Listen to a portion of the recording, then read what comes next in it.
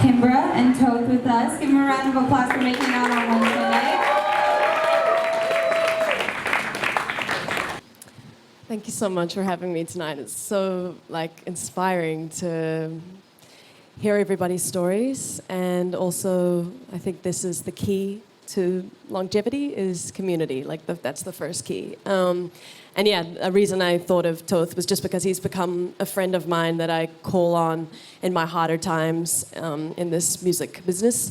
And yeah, I've just found that having another friend in the music industry whose life also revolves around touring, a free-form structure of recording music at home, navigating record labels, management is so helpful. And we have that kind of friendship where we can be completely candid with each other about the highs and lows. So I thought if we were going to have a conversation about tools and techniques, that it would be cool to actually literally bring one of my techniques, which is a great friend, you know? But yeah, and I'm also a huge fan of TŌTH's work, and we've worked together a little bit. Yeah. I don't know if I really have anything to add to that. Kimbra just said it. But yeah, we've been friends for a few years, and she's inspired me a lot, and we're a good support network for each other, meditate and stuff, yeah. Yeah. All right. So we're gonna open it to the room. This feels so odd because this is Lily's part. I don't even want to do this. This is so crazy. Okay.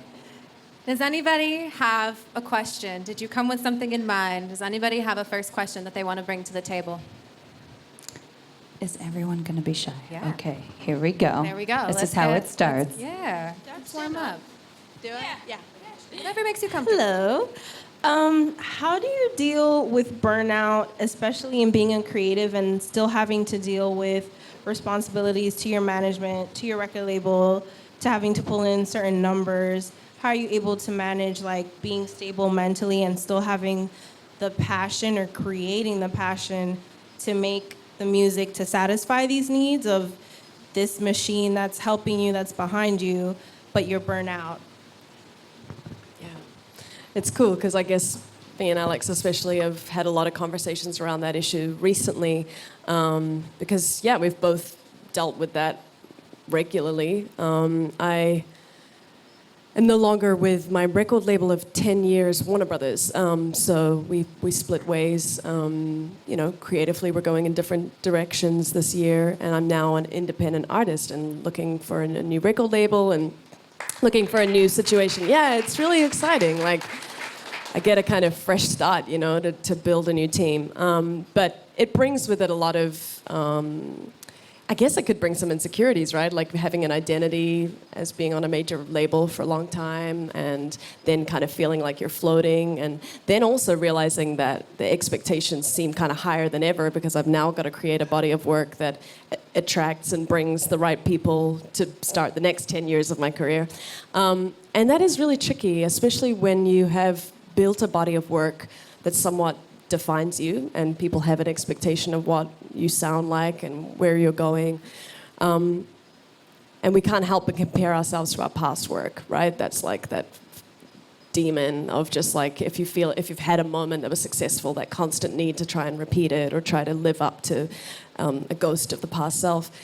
I think in those moments, I try to really come back to realizing my worth is not just in my work. So having an identity that's planted beyond Kimbra, the musician, and that comes from some of the things that we've already touched on, like friends that know you, yes, as an artist, but also just as a friend that likes to watch animated movies with you at home. And, I have a meditation group that I run with a bunch of friends, and TŌTH is part of that with me. And we gather around food and drinks to talk mainly about the spiritual journey and the interior life. Work will come up a little bit, but really it's about our individual searches for God or for, universal connection. And so that's actually a way in which I find myself coming back to who I am without the facade of everything I've built and calcified as a career. I find that if I can tune back into my worth just as a good friend to others, as a person, we mentioned, doing charity work or being able to volunteer in places that you care about. All of this is not just fluffy, like, oh, it's a nice thing to do. It's like this is genuinely how you maintain a sense of grounding in the world when you can't fall back on that wellspring of inspiration, because it is not possible to be consistently flowing all the time. And we put that pressure on ourselves so much, but we forget that the seasons are in flux, you know? The nature around us is constantly in shift and ebbs and flows. And why do we expect that of ourselves, to be consistently outputting in the same exact way? I think flexibility is a big one, being able to change things up, you know? Like, TŌTH's always been good at reminding me of like little games you can play with yourself to keep like reminding yourself that it's fun, and that, you know, challenging yourself to a song a day. Like, you can talk more about that, but just ways that you can change your daily routine, so that you're still outputting and you're still being creative, but that can look like a lot of different things. You know, when we gather at our gathering and meditate together, who's to say that's not creativity in some way? I cook food for people. We gather together. We share insights. This is a form of creativity. And in that way, I can take the pressure off myself of being like, I'm not being creative, man. What am I worth? You know, it's like, no, I am, but I'm just manifesting in some different ways right now while I wait for that to come back. You know what I mean? So. Yeah, I think I'd add to that. It's like, to be successful in the music industry, or maybe any creative industry, there's like, I feel like a level of insanity required, like, like an insane level of dedication and persistence, and like a lot of no's and a lot of obstacles, and you're just like, you know, and it's really vulnerable too. It's like making art, I don't know, and a really emotional thing. And so burning, and it's like whimsical. It's like, oh, like this idea just popped in my head. I'm gonna get out of bed and go do it now because I have to get it down. But I've definitely burnt out in like anxiety, depression cycles that have kept me in bed like for like a month at a time, just like, you know, watching 5 hours of spy shows and eating ice cream and stuff. And maybe sometimes that's part of it. But what I've learned the hard way is it's got to do with like routines. Like just daily routines that are always kind of shifting, involving like even like 7-minute workout on my phone. Don't turn my phone on until I've like meditated for 5 minutes and like put a nicotine patch on and like had some coffee, whatever. Like any number of things, just a daily thing, like daily rituals to kind of pad the insanity of it, I guess. Just some structure. So yeah. Awesome. I think what's something that's really interesting, and something that we talked about previously, was that there's no like, people have this central idea like self-care, like you think about maybe going to a therapy office or going into a building or like speaking to something, but something that is coming up often is like self-care can be in so many different outlets, whether that's feeding a friend. To me, that's very healing and therapeutic. Whether that's having a friend that you can hold accountability with and know that like as much as you're going to have their back, like they're going to have your back, and be honest, and you can hold each other to your word. So there's a lot of different ideas of what self-care can look like, which I think is so interesting. Yes, I love cooking. That was a really good intro. Thank you. Good opening question. Does anyone have a follow-up question? Okay. I'm going to come to you. Hey guys. So as far as social media goes, when it comes to creating something for your fan base, or like on an everyday basis when you're on social media, when you're engaging, like how often are you on social media? How much do you take that in? And does that bring you anxiety? Because it brings me anxiety. And today, especially as a creative, it's like, am I doing enough? Am I not doing enough? You know, and how do you feel like you stay mentally sane with everything going on and constantly coming at you? Like, what's your process when it comes to dealing with? Because, you know, 10 years ago it was different, you know, for all of us. So now that it's just, you know, even a year ago, yeah. So. Yeah, I knew we would talk about this tonight, and it's I know, good. I'm sorry. No, it's I'm great. sorry. I mean, we have to, you know, and it's like, I always wish I could come to these things and be like, guys, I've got it. Like, I worked it out, you know, but the truth is we're all struggling with that. that balance of, yeah, we want to express ourselves and share what's in our hearts and use this platform that everyone is engaged in.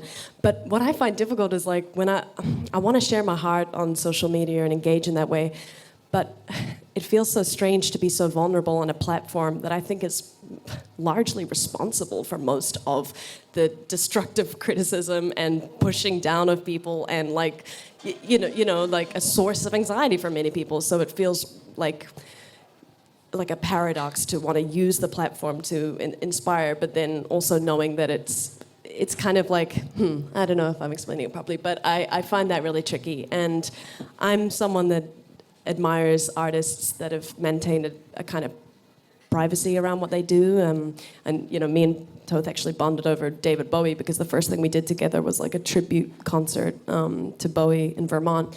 And, we didn't know shit about David Bowie, when he was a massive pop star. Like, you weren't following what he was eating, you weren't following, and that was the beauty of it, There was this beautiful inaccessibility to it. And there's part of me that's kind of still wants to maintain a little bit of that for what I do. But at the same time, I know that I have a voice for young women and men and producers and singers, and I want to be able to use that, and I don't want to shut down that channel to being able to speak directly to issues like dealing with anxiety or issues like my heart for sustainable businesses for women in impoverished parts of the world. Of course I want to be able to do it. So here we go, the balance, right? One thing I will talk to practically, which is something I executed recently, was I think because everyone is on Instagram and is involved in social media, we kind of assume that we have to just take in everything that's on the feed. It's part of the platform. We're scrolling through. We follow this person because we like their music. We follow this because we dig the aesthetic. So we're just taking it all in. It's kind of this autopilot. But I had an interesting moment recently where I realized like a lot of the things I take in on social media, they make me feel like quite bad about myself and I feel like my heart starts to race a bit. I compare myself a lot to other women, my body image. I, do things think about it. We don't need to talk about it. You know what I mean, right? All the same things, right? We're all comparing. And I start to feel quite jittery and not very good and not very creative, actually. I start to go quite internal. But then I'll scroll to like maybe Brene Brown will have a quote, or Richard Rohr, one of my favorite authors, or something like this, right? Or just the Alexander McQueen account where the stunning, photo of a dress that I love. And I'll be like, okay, so I have a different feeling when I read that. And you know what I did? I went through my Instagram and I just decided, fuck it. I'm just going to unfollow anything that doesn't genuinely give me a sense of joy and put life and love into my life. And it was so liberating. And that's just something I've never really done that before because I always assumed like, oh, I'm an artist. Like I have to be up to date on everything, man. I got to be following all the dope accounts. I was like, fuck that. Like, I just want to, if this isn't in my life every day and I'm taking this in. So now I just follow like accounts of, just authors that inspire me. Of course, like some musicians that I really respect and admire, but I think just remember you have agency, around what you consume. And that's been very empowering for me to realize that I can curate a bubble that I engage with online. And when I try to post, instead of thinking about like, oh, what will people think about this or whatever, I try to just think of like, how would I talk to the people I meet after my shows at meet and greets? How do I speak in a conversational way? There's so much I could say about this. I don't want to take up the whole night about it because I really think it's important. I really think it's responsible for so much of our issues with anxiety and depression. And I really think a whole evening could be done on this because we're not really equipped for it. It's a pretty new phenomenon. And although we feel, like we're more connected than ever, we're actually more lonely than ever. So, it's a really large topic. But I think if that speaks to you as something that you could implement yourself to be really conscious and intentional about the people and the accounts that you let into your life and the Facebook things that you engage with, maybe that's a first step at just realizing that you don't have to do what everyone else does, Yeah, I don't have too much to add to that. That was amazing.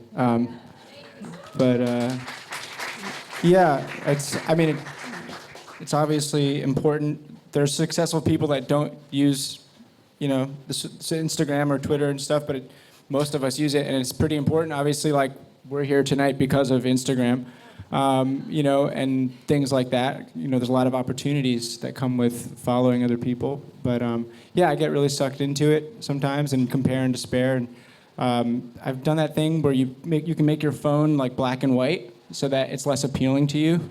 I've done that sometimes, or just keep it off in the morning, or things like that. Because it's definitely, I think we're as a culture still figuring it out and learning about the damage that it's doing, as well as maybe there's obviously positive things, but it's also doing some damage, and I think we're just figuring it out still.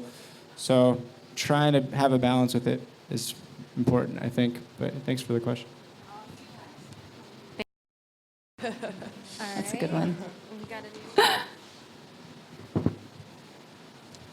So actually following up on the positive side of social media, some time ago, and correct me if I'm wrong that it wasn't you, Kimbra, but I thought I saw you would do this thing before shows where you would draw these kind of like very minimalistic symbols on your arm that for like mid-show reference, like if you were having a moment, you could look at them and you would see like the symbol and it would remind you like, oh, this thing, right, and it would kind of center you again.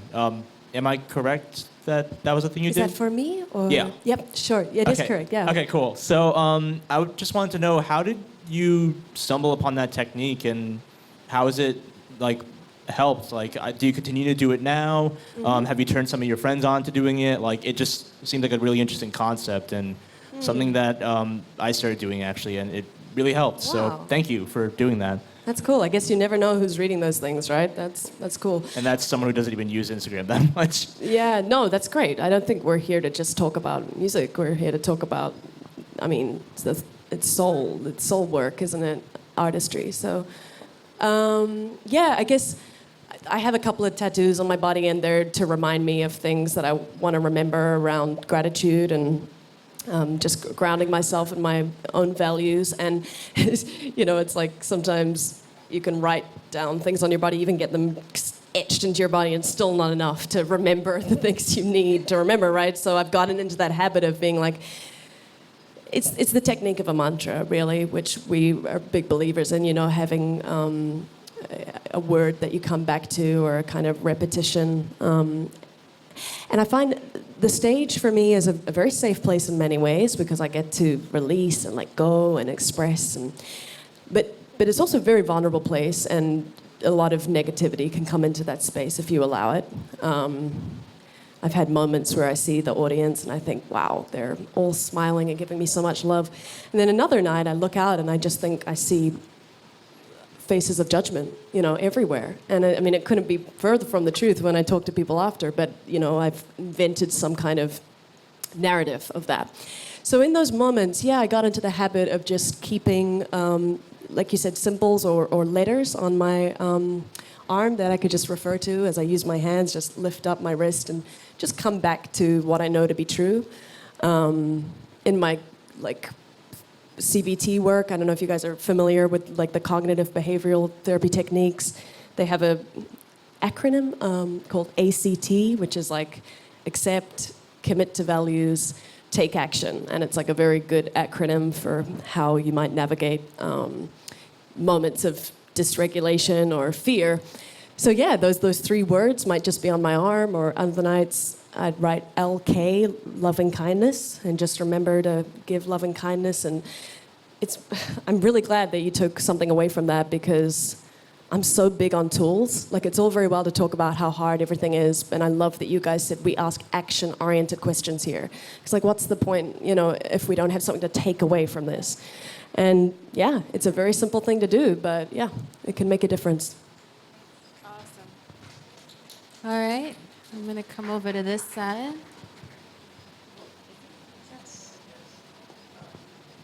Hello. I just have a question on creativity, because sometimes when we get into our work, if you try to make the best damn thing that you've ever written. I'm working on a novel, well, more of a saga that meshes the worlds of hip hop and science fiction. But sometimes there be times where I'm like my own worst critic. I write an idea that sounds good on paper, but sometimes the execution doesn't seem like, it's more like expectations versus reality in that sort of sense. And sometimes you get into like a little cycle where you try to make sure that every line on the page is perfect, just like a song, like the lyrics, the melodies, the chords, and everything else in between. So, my question is like, what are some of the methods that you use to try and like get yourself out of your head and try to focus on what matters the most? Sure. Yeah, it's amazing. That's like the crux of everything. Like when you're making something, it's like, how do you like stay concentrated and enthusiastic and interested in the work and channel it forward. And we need like editor. We have an editor in our brain that tells us good, not good, good. Well, it could be, that's almost there. It's like directing it as you're going. But it gets out of hand, it like, because it's scary, and you're on Instagram sometimes, and you're like, oh, but that thing's so great, and it like, you're getting distracted. I get distracted. And, I had this experience, like I was like briefly on Tinder like 3 years ago, and somebody didn't, like I was having a conversation, and all of a sudden they didn't like respond to me anymore, and that made me feel horrible about myself. And I simultaneously had Logic Pro open. I'm working on a song, and I couldn't proceed with the song because I was like, well, if this person doesn't respond to me, I'm not, like, my self-worth, like I'm not, obviously I'm not good. So why do I think I can make a song? So it's like trippy shit, like. And I used to just drink a ton of alcohol, but I couldn't do that safely anymore. So I've been sober for like 6 years, and thank you. But you take the alcohol away, and that thing with the brain is even more intense, like just like telling you shit, So I started going on these meditation retreats. I went on a 10-day silent retreat, and it was like torturous, but also like life-changing. And so these thoughts come, and I can see them, and I can let them go. But it's, there's a momentum to something like meditation. It requires momentum. You don't just, you do just go on a 10-day retreat and then not meditate after that, and you're good for a while, and then you're not good again. So you have to keep the momentum going. I do it every day, and it helps wrangle the thoughts when you're making something and like you're judging yourself. Haruki Murakami has a great book called What I Talk About When I Talk About Running. And it's really just like a memoir about his creative approach, and it's like all about health. Like he has a structured way of writing every day, and he runs a shit ton, and he does these triathlons regularly, and it just anchors everything. So I don't know, there's like a structure to it. It's a job, you're showing up. It's like, and I think, going, like doing service, like going to Ethiopia, doing things to get out of yourself so that you're not so, yes, making art and music is self-centered in some ways. You're like in your own internal world, like writing, you're creating an internal world, but to remove the ego, there's more creativity flowing if you just get out of your own way. So for me, anything I can do to get out of my own way, any kind of service or meditation, exercise, taking a walk, dancing. But yeah, it's heavy stuff. There are a lot of authors that have spoken to this. The ones that come to mind, Elizabeth Gilbert, Brene Brown, that talk specifically to that issue of the inner critic and the censor, capital C, I've heard some of them say things like you could create a character for it, and it's something I practice a little bit as well.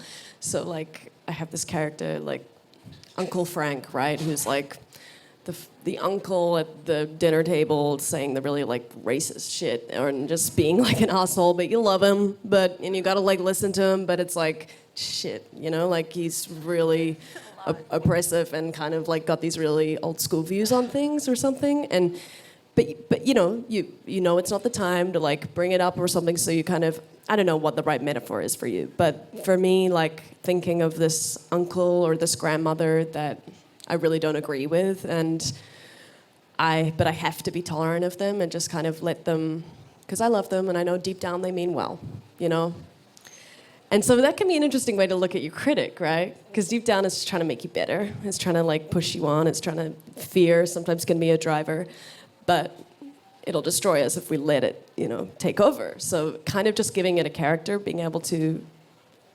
separate yourself a little bit from it. You are not your thoughts. You are not the summation of your inner critic. You're the thing that's watching that inner critic. You're observing those thoughts, So yeah, just like a practical way might be to actually stop thinking about that as Izzy, the critic, going over and over attacking Izzy, but this kind of other force that's really made up of probably, your parents or the other authority figures in your lives that spoke in kindly or unkindly. So yeah, that helps me to have a bit of distance. That's awesome. I never thought about that like that. It's beautiful. I really love the idea of structure that you guys keep bringing up, that you like plan something outside of yourself to do, whether that's the run or these trips or whatever it is. It's like you incorporate that, you show up to it like a job, but it's important for you as a human to do these things. I just wanted to say I really appreciate you guys solidifying that thought. Okay, next questions. We're gonna go back here. Hi. So when I'm in my writing process, sometimes things come up that I'm like, oh shit, like I didn't know that I had to deal with that, or I didn't realize it was going to come up, and sometimes I guess it gets overwhelming, like I put it down, I have to come back to it later, and that really kind of stifles my productivity. So I was wondering if you guys experience that, and if you do, kind of what you do to combat that. Yeah, we've definitely dealt with that. Like, I feel like a lot of our conversations are about how our music is therapy, right? Like, so you're often encountering things from your past or something that you didn't realize that you were still holding on to. I get that. Yeah, I think in those instances you have to be really kind and patient with yourself, because it can't be solved in a moment, of just pushing through and like a song will make it all better. It's obviously something that needs to go through a process. I find sometimes talking to someone about that particular song you're working on, or something that is proving hard to penetrate or kind of get through, it's likely that you're only seeing it from your perspective, and it's very personal, right? It might be about an ex-boyfriend that you haven't let go of. It might be about a family member or something that you haven't. So you're so attached to it. What if you bring it up to a friend that you're working on something around that? Say it's around your relationship with your father or something, yeah? They have a whole other perspective on that. They have a whole different relationship to their father. Perhaps they can bring a viewpoint of how that same thing you're working on could be universal in some way to something that everyone struggles with, or they could offer an insight to something in their lives that's similar. Helps you, again, to get a little bit of distance from it, so it's not so, of course, you want to be close to the subject matter, of course, to draw from personal, but we can become so close to it that we actually hit a wall, right? Because it feels really frightening to go any further into that. Maybe it'll bring up something that is too large to overcome or something. So yeah, I think if you can bring, I just think of that song we were working on, and we were about mother's love, and we were both talking about our relationships with our own mother, and I'd been trying to work on this song, and I found it quite difficult for my own personal reasons, but then talking about it with Alex, it's like, I don't know, it just put a bit more air into the room. It didn't feel so like suffocating, like this is my own personal story and no one understands me because it's so mine. And it's like, oh, no, you've got a mother too, and you have, a family, and you've gone through, and so then he could offer, and I don't know, but it's just sometimes we get very, there's a certain amount of narcissism involved with making music, which is, that's, I think, it's like you were saying, insanity comes with being a musician. I think narcissism does too sometimes. But wherever you can bring a bit more air into that subject matter, you might find a bit more freedom to, maybe you don't go head on, but you go around it, or you work with someone to find a new angle. Because it needs to be said. You don't want to stop. Something important is happening, So you've got to find a way to push through. That's exactly what you want. You want it to feel fucking scary, right? That's why, that means you're doing something really truthful.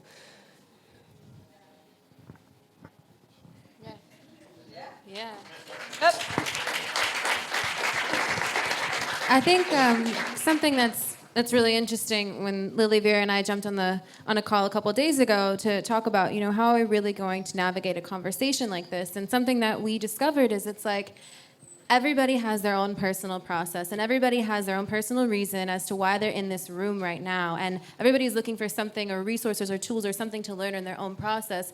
But I think something that's so beautiful is that in doing that, as creatives, we're always so critical of ourselves, and we're very quick to isolate ourselves and try to fix things and do things undercover and then come out when we're okay in the light. And it's like we're all here together. We're never alone, in our struggles, in our creative, in our being our worst critic. And so I love that you keep bringing it back to accountability, because I know, for myself, the only person that's going to pull me out is someone who knows that I'm in, and the only person that knows me in is the only person who knows where I'm at, and those are the people that need to know. All of 2 people at a time. Yeah, my grandfather used to say, if you can count on one hand the amount of people that you can count on, you're doing great.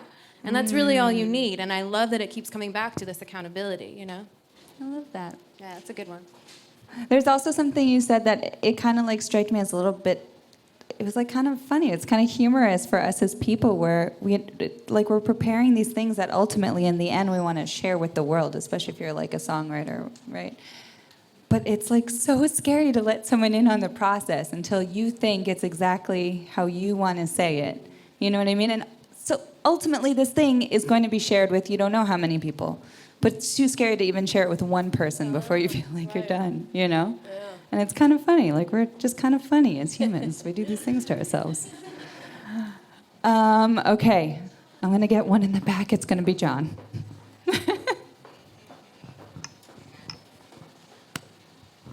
My question sort of ties in with that theme a little. Less on the mental aspect of it, but all of our creative endeavors are sort of in this place where we have infinitely more possibilities than our forebears. Say tape machines only had 4 tracks back in the day. You had to commit on, say, 2 of them. You've got to say, this is the horn line. You've got to say, this is the drum part. Say even photography. This is the lighting that we're choosing before we develop it. Is there a process in which you find yourself being able to pull out of the spiral of infinite choices and say, commit? And is that something that you worry about? Is that something that you find is either troubling or detrimental to the process? Or do you like the infinite possibility? And how do we as a culture sort of navigate the infinite possibility of choice? Ooh. That's a good question. What was I going to say? One thing I like, I like kind of for certain, because I can be pretty neurotic. I'm a Libra, and I weigh decisions a lot. But also, it's cool just to schedule mixing the record for a month later or something. Give myself some deadline that will force me in. But I also kind of like when I was making this record, you know, I have this other band that's like a new wave band with horns and it's a party. I have a weird Buddhist punk band where I'm like, you know, like yelling and stuff. And then I have this new project and I wasn't sure how to approach it. Like, you know, I've never had a band without drums. I never, you know, like, should I put more synthesizers on it? Should I program some beats? Like, should I have more vocal choirs? And I could or I couldn't. I don't know.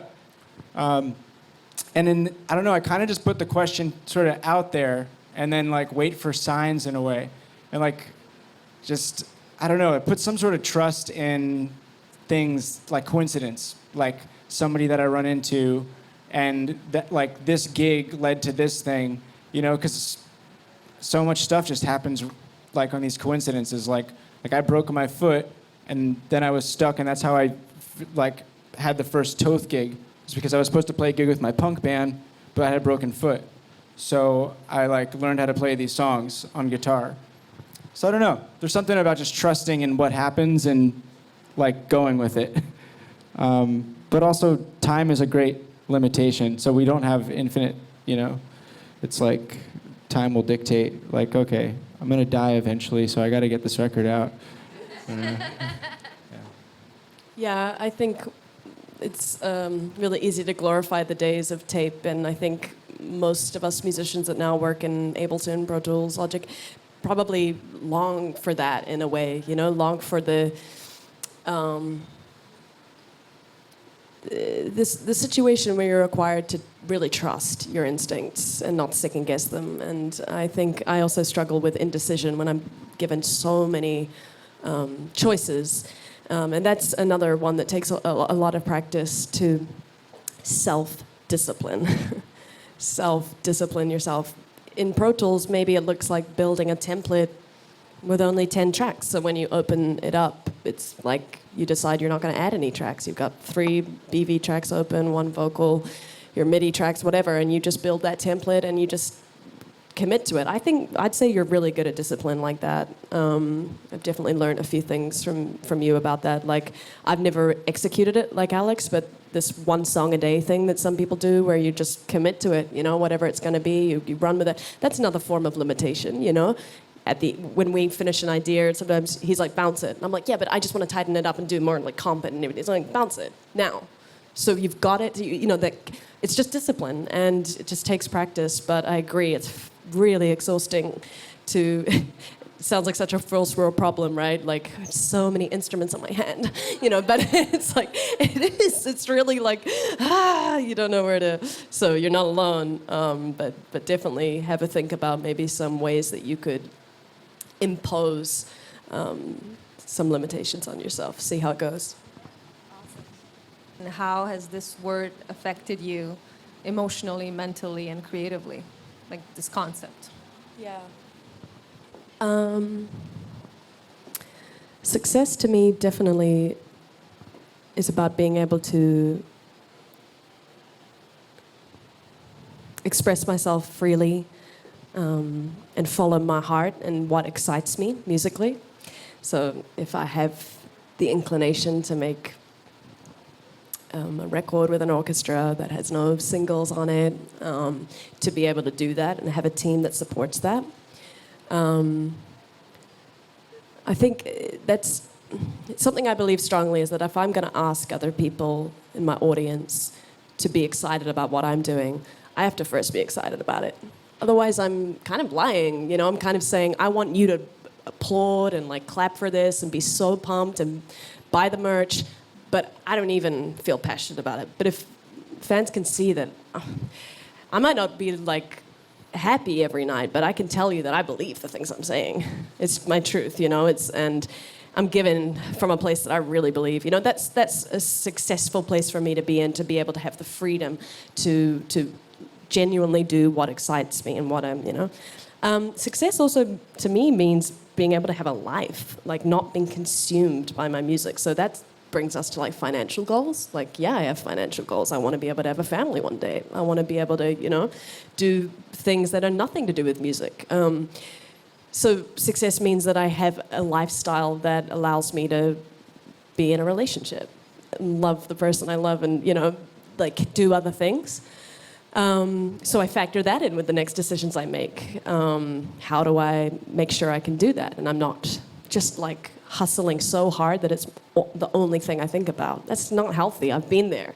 And you asked how has it affected me emotionally? Like, yeah, I mean, I was part of a song that was #1 in 18 countries and, you know, sold some, like, the most copies maybe like in the world for a period of time, you know? And it's like, I know what it's like to be in that place where you're so consumed by the work that you're doing and it's kind of running the show completely. And it was a fantastic experience in many ways, but it was also, I didn't really have any like grounding in a community of friends. I lost touch with all of the people that, you know, I was paralleling with. I didn't know like who they were dating anymore. I didn't have that sense of, I was Airbnb-ing every time I got off tour, just in random places. It was, I don't know, it's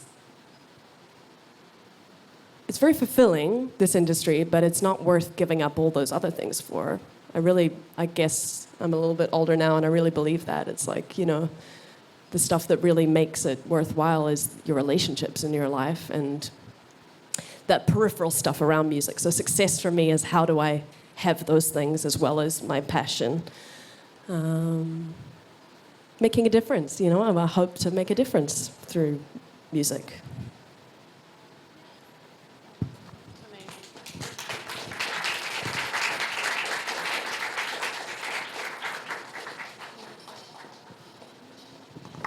You want to add? Well, that was for Kimbra. I could add to it, but... Okay. I think you should. Okay, well, that was, just kind of the thing that Kimbra said about believing in the thing you're making, or like liking it after you're done making it. I find that to be incredibly challenging, to like actually like after the whole process of making a thing, to like it when you're done making it.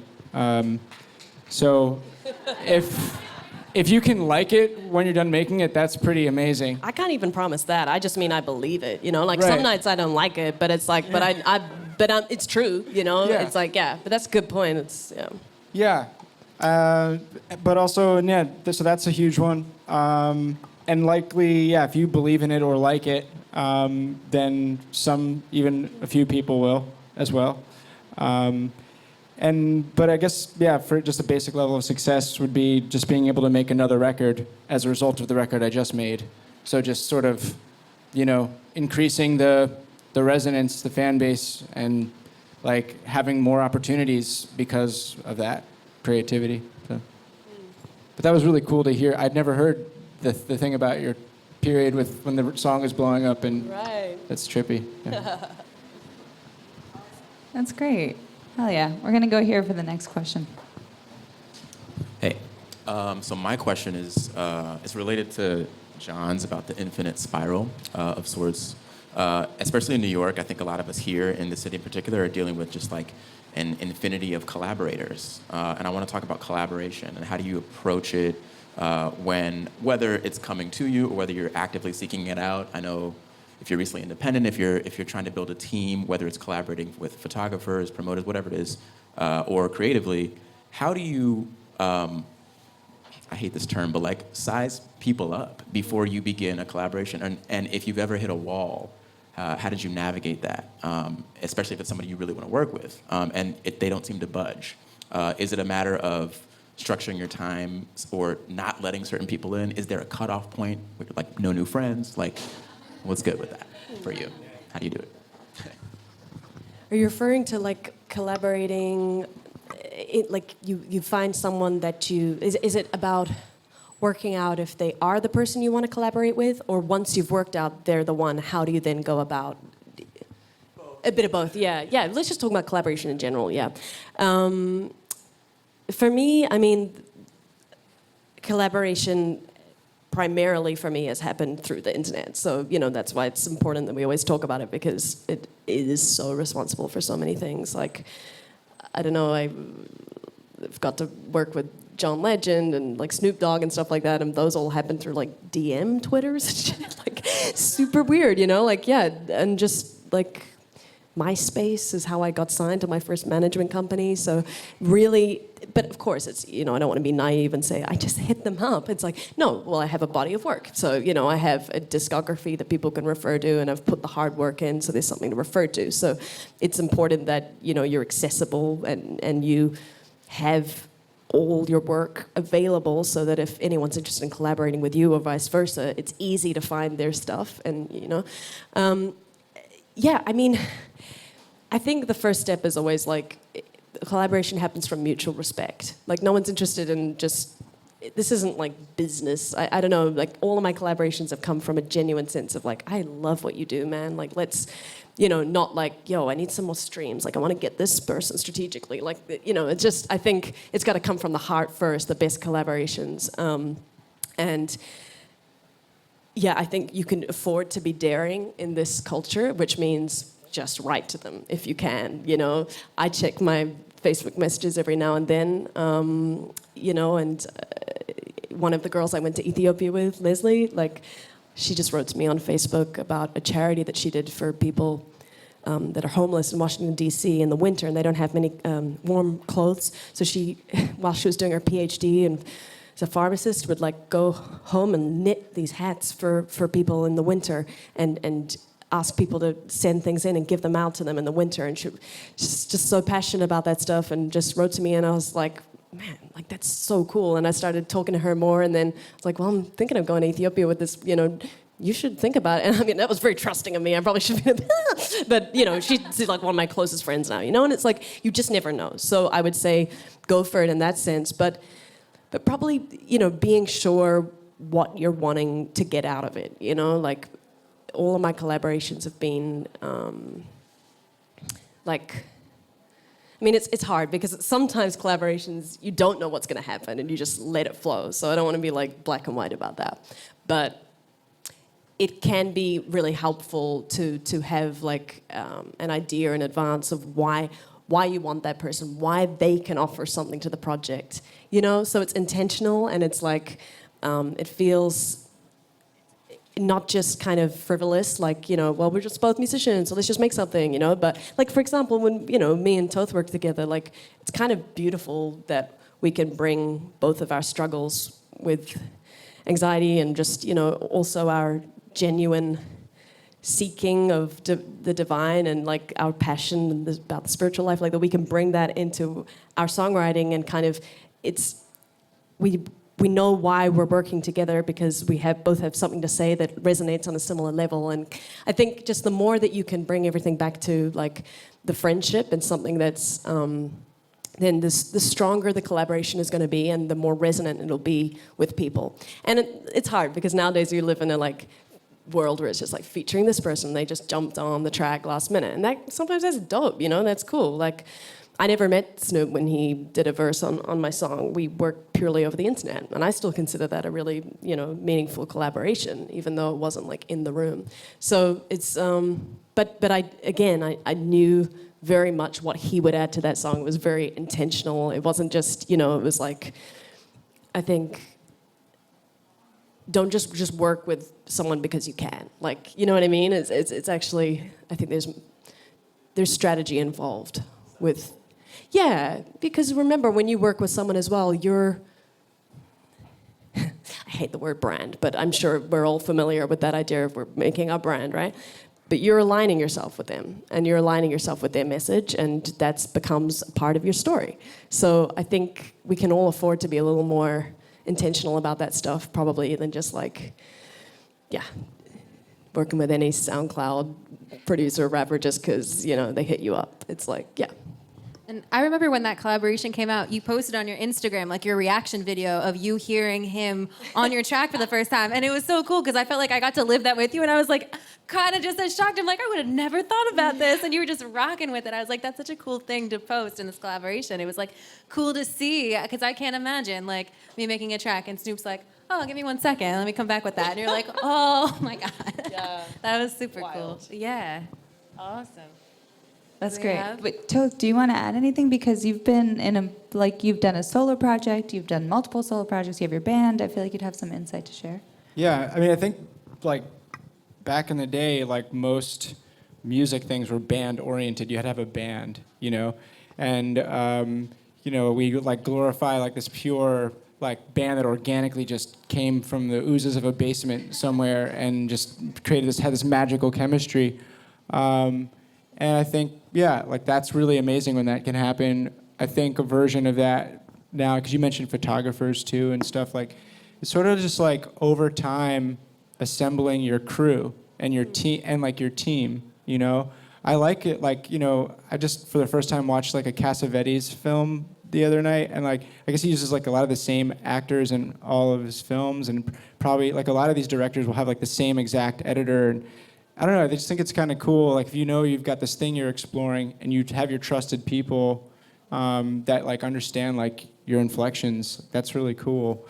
And then from there, like, you know, if you have a core group of people that you constantly go back to, then you'll like discover like, I think Kimbra, we initially met through like people that that are in my like circle, and then like just like like we expand from people that are in our inner circle, and they're like, oh, like this person's great, you know, meet them or whatever. So I don't know, there's really something to that, and like relationships and like the importance of relationships and in that regard, and giving those attention. Yeah. Awesome, thank you.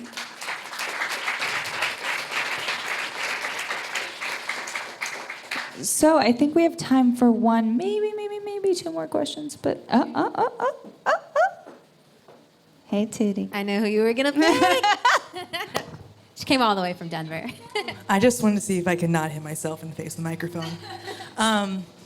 You both talk a lot about kind of like gut feelings and how you navigate with these big feelings. And I am going to ask you kind of to do maybe the impossible and like share what that feels like to you in every scope that you can imagine. Just trying, oh, I forgot I was also recording this here. Just like describing what that is for you to kind of share that feeling, I guess, if that makes sense. The gut feeling, did you say? Yeah, just like, yeah. I know that we all can like resonate with that gut feeling, but for both of you, what is like all encompassing? If you can put it into words, how does that feel? Yeah. Transcendence. I'm like a big believer that when people come together for something bigger than themselves, they tap into something collectively that is kind of transporting and kind of gives hope to a somewhat confusing life and universe. And when I get that sense of transcendence with a crowd, where we're all kind of tapped into something really truthful, I feel like I'm doing what I'm meant to be doing, and I feel a sense of purpose and that gut feeling of like, this is this is meaningful. I mean, I think it really comes down to meaning again. Like I've talked about that a lot in purpose, but like if you can know, we're talking about the ineffable. So I'm sorry if I'm struggling, but we're talking about something that we can't really put into words. That's why we all create art.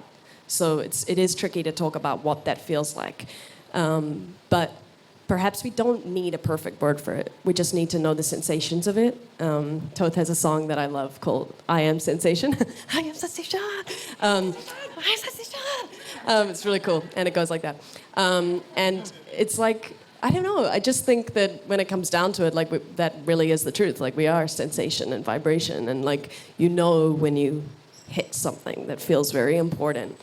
And maybe it doesn't matter if you can't put that perfectly into words, but if you can define how that feels, whether it's when you hit that second verse and you know you nailed it and the shit comes together, when you find the perfect lighting and you commit to that photograph, whatever, and just keep chasing it, really. I mean, there's an addictive quality to this work too, where we're always chasing that high, you know? But it is a feeling, it's a sensation.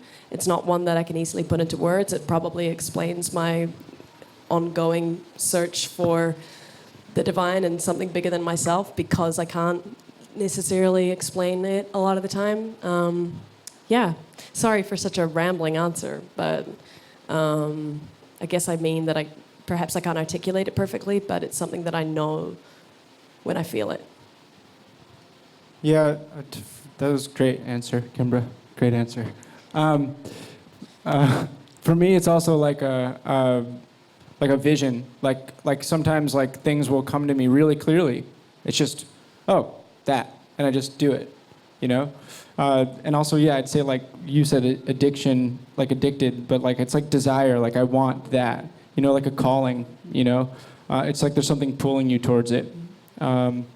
Yeah, for me, like a lot of, at least when it comes to songwriting, I have to do it every day. It's similar to meditation. You have to create a momentum. And when you do it more than 3 days in a row, a momentum starts. And answers are more clear.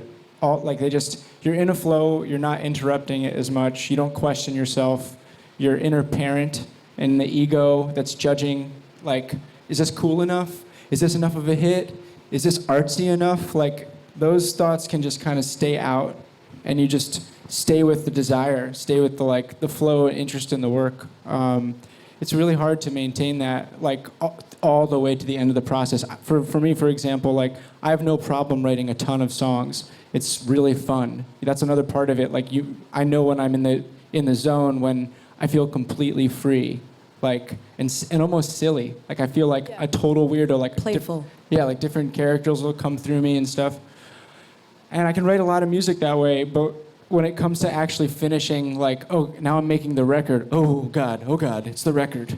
You know, like, it gets scary right away. I'm like, crap. Like, so I guess I just have to apply some of that same stuff to that part of the process. And, you know, other times, like, I don't, like, who should my roommate be? I don't know. I'm gonna like do tarot readings to know who my roommate should be or whatever.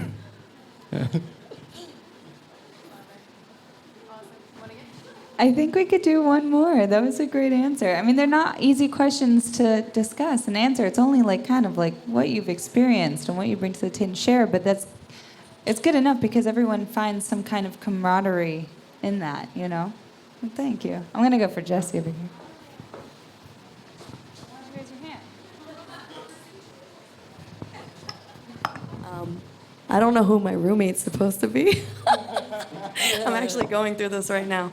But I know as an artist that I have to stand very strong in my intentions with who I'm as a person and like what I'm working towards. Because if I falter on that, everything else is gonna fall apart. So I have to withhold this vision of like how I want my household to be and how I want every day and my activities and like where I spend all of my free time is a choice, and having that choice is very empowering. And that's all part of your creation because you're actually creating your entire future through every choice that you make. So even who I have living in my apartment, and that's what I'm dealing with right now, which is hilarious that you said that. Thank you. Yeah, it's all part of this creation. So I don't know. I think even with creative collaboration, it's like, if you know that the people that you interact with are interacting with other people that they want to connect you with, you have to trust their ideas and stuff too if you respect them as a person. And then those interactions and collaborations become magical to you. And I don't really have any questions, but that was Thanks beautiful. for that. Thank you, Jesse. That was great. You're right. It's a conversation. All right, one more. We're going to squeeze in one more. Hi, my name's Em, and I really appreciate, I feel like, the focus of this like anniversary for Now What, because mental health, in my experience, I walk away from music, it changes my life, but sometimes I can't even listen to it because something else is going on and I don't enjoy the experience of music. And it's like, I think you said it's soul work, and we're here because we have a voice, and I think that's important. Soul work, soul work, soul work. Someone doesn't like your purpose. I wonder about surrender, because and you talked about it tonight about walking away, coming back, but there are I see everyone in this room as a mystical being, because here you are in a career that's doing something that no other profession is really doing, and so I know that I can't give up because it feels like there's a purpose inside. But a part of me wants to be just do something else, And I wonder, so if there was a moment in your career where you felt similarly, and maybe what thoughts you surrounded yourself when that. Yeah, thank you for being so candid about that. It's really scary to admit that there are times when you don't like art anymore. Because that feels like a denial of who you are, and it's kind of uncool to say, because, you want to attach to that identity that, that's the safe place that you always come back to, and, music is my passion, and but what about the times when it's not? I've been there, and I think I remember bringing this up with Alex. I was like, I don't like listening to music right now. Nothing's exciting me. Nothing's making me feel anything. How scary is that? Because this is what I do. This is the thing that makes me feel transcendence, connection, da da da. So yeah, that does not mean anything is wrong with you. That does not mean anything is unartistic about you. In fact, maybe that is exactly why you're artistic. Is that you have these seasons where it isn't inspiring, and that's what gives you a chance to actually reinvigorate why you care about it in the first place and have something to compare it to. If we were constantly inspired all the time, it would be very hard to be able to differentiate between the seasons.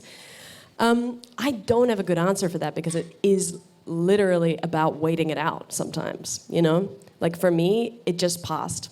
There came a time, and I went through a few personal things as well, there was a breakup happening in the middle of that, and just different personal things, and then all of a sudden, I just put my Beats headphones on, I was taking the subway, and I was like, oh no, I'll just flick through this and listen to this, and actually your album was one that really brought me out of this space a bit as well, and just one day, I just was like, wow, this shit's amazing, and I just started walking through the subway, just closing my eyes and just jumping and air drumming on the train and shit, it's I don't know what happened, but it just started coming back, and it's it's okay when it passes, and again, it does not mean that you're no longer destined to do this.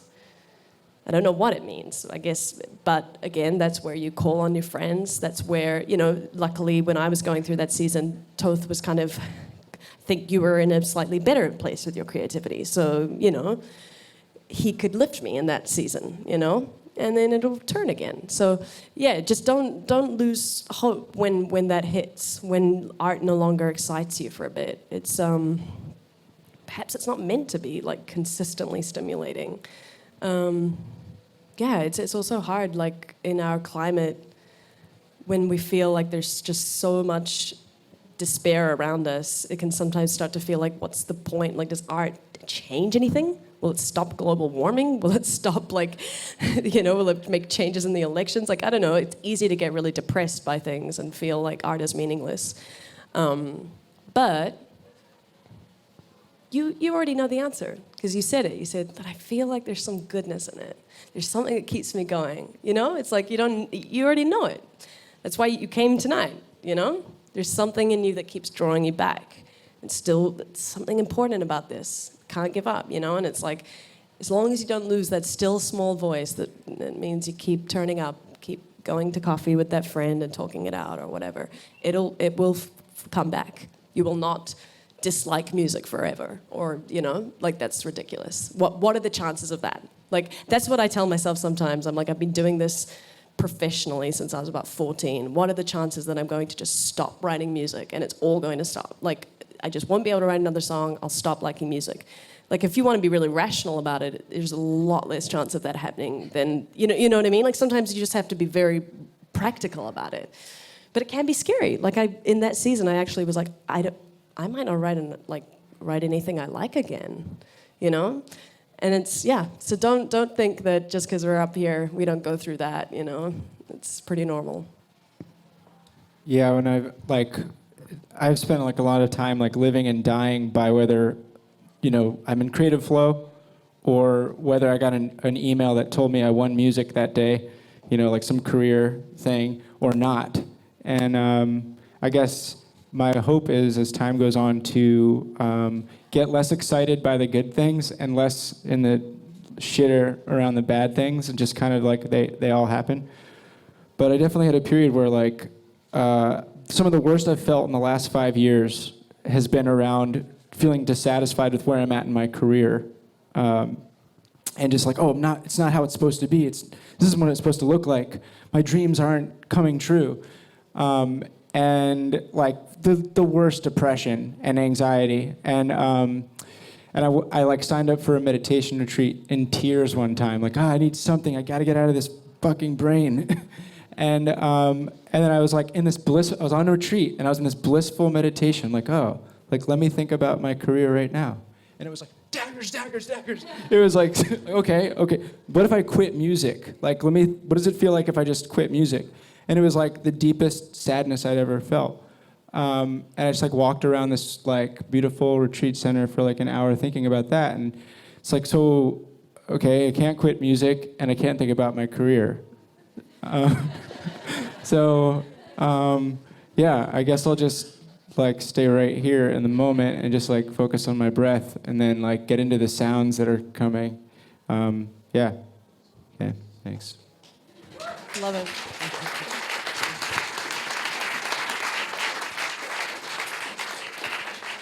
That was great to hear. Personally, too, I went through a phase where I did not like listening to music for like 3 years, you guys. Wow. Yeah. It took a long time to come back to.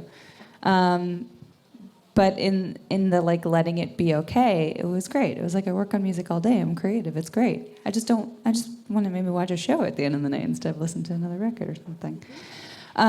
But I can really relate. And at the end of the day, I got sad when I thought about quitting too. And I was like, fuck that. Everything everyone has contributed to this conversation has been superbly universal. And thank you everyone for like creating this space with us together tonight. This is the best birthday I've ever had. This is the greatest. Thank you so much, everyone.